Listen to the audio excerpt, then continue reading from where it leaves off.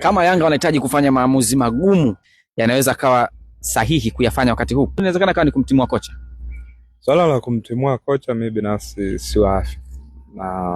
siwaafiki kwa sababu hata akija kocha mwingine hiyo ni gambo anayefanya.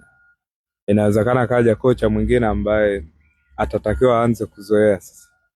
Labda kama wanasema bwana msimu ushaharibika tuumalizie kwa kuharibu, ndio wanaweza kumtimua kocha. Lakini kwa kile mimi ninachokiona, kocha sio tatizo la kwanza la Yanga.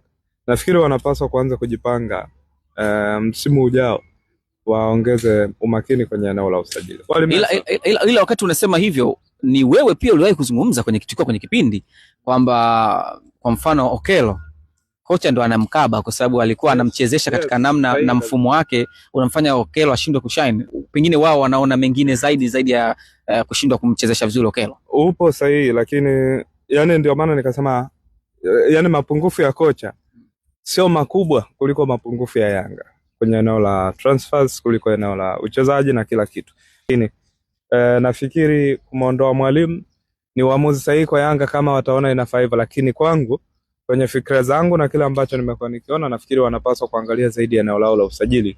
Vinginevyo ndio eneo ambalo linawakosti zaidi msimu.